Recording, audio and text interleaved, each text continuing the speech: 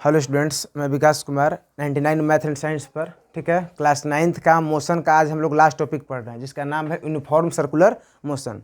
ध्यान दीजिएगा, सबसे पहले सर्कुलर मोशन किसको कहते हैं? The motion of body moving around a fix point in a circular path. देखिए, the motion of body moving around a fix point. देखिए, कह रहा है कि एक फिक्स पॉइंट से, मतलब कि ये आपका फिक्स पॉइंट हो गया, इससे जो है हर जगह क्या डिस्टेंस सेम है। अगर कोई इस तरह के पाथ पर मूव कर रहा है तो इसे हम बोलते हैं सर्कुलर मोशन।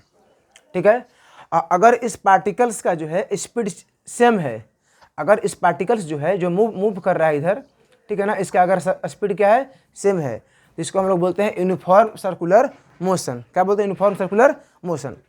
देखिए, इसमें जो मेन पॉइंट समझना है ध्यान से, अगर कोई पार्टिकल सर्कुलर मोशन कर रहा है तो अगर पूछा जाएगा कि इस पार्टिकल्स जो है इस तरह से मूव कर रहा है, तो इस पार्टिकल्स का जो यहाँ पर डायरेक्शन क्या होगा मोशन का, तो ऐसे होगा।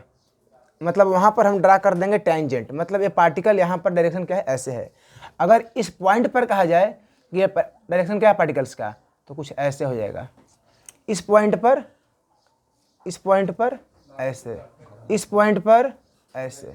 ठीक है, अब ध्यान दीजिएगा इसमें नेक्स्ट पॉइंट, अगर आपसे पूछे कि यहाँ पर कोई पार्टिकल सर्कुलर में मूव कर रहा है तो टाइम पीरियड कैसे निकलेगा? Time period 2πr/v, 2πr/v। अगर वेलोसिटी निकालना है आपको तो 2πr/ हो जाएगा t, 2πr/t। Uniform circular motion में क्या होता है कि पार्टिकल्स का स्पीड कांस्टेंट होता है। यहाँ पर ध्यान दीजिएगा, स्पीड क्या होगा आपका? स्पीड होगा कांस्टेंट। ठीक है, स्पीड होगा कांस्टेंट, लेकिन इसका वेलोसिटी होता है चेंज, क्योंकि पार्टिकल्स का डायरेक्शन क्या हो रहा है, चेंज। मतलब distance between initial position to final position जो हो रहा है वो चेंज हो जा रहा है। ठीक है ना, यानी अगर स्पीड इसमें चेंज होता है, लेकिन सॉरी स्पीड कांस्टेंट है, लेकिन वेलोसिटी क्या होगा आपका? वेलोसिटी हो जाएगा आपका चेंज। क्या होगा? चेंज। अगर वेलोसिटी पार्टिकल से चेंज हो जा रहा है तो यहाँ पर एक्सेलरेशन प्रोड्यूस होगा, मतलब एक्सेलरेशन हो जाएगा यहाँ पे। क्या होगा? एक्सेलरेशन।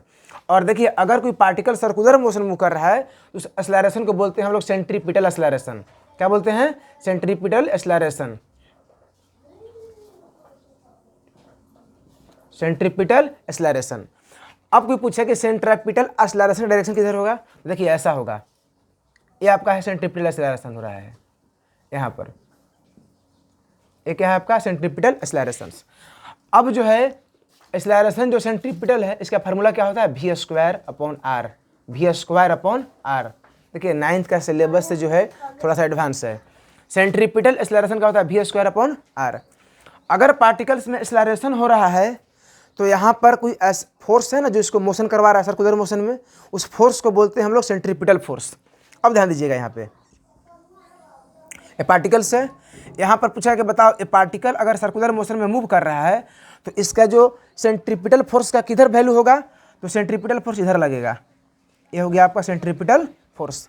यहाँ पर पार्टिकल्स का सेंट्रीपिटल फोर्स कहाँ लगेगा? इधर की ओर लगेगा। ठीक है, तो अब इस सेंट्रीपिटल फोर्स का वैल्यू क्या होगा? तो एफ सेंट्रीपिटल इक्वल टू होता है, फोर्स का फॉर्मूला क्या होता है? Mass into acceleration. तो फोर्स हमें क्या निकालना है? सेंट्रीपिटल। तो एम इनटू एक्सेलरेशन का वैल्यू पुट कर दीजिए, v²/r। तो v²/r, यानी फोर्स सेंट्रीपिटल का फॉर्मूला क्या होता है? mv²/r। ये हो गया आपका सेंट्रीपिटल फोर्स, जो पार्टिकल्स को क्या करता है? सर्कुलर मोशन करवाता है। ठीक है, अब देखिए इस यूनिफॉर्म सर्कुलर मोशन में इतना ही में आपका 9th से थोड़ा एडवांस ही हो गया। ठीक है, कंप्लीट कर लीजिएगा, ये लास्ट टॉपिक है आपका। धन्यवाद।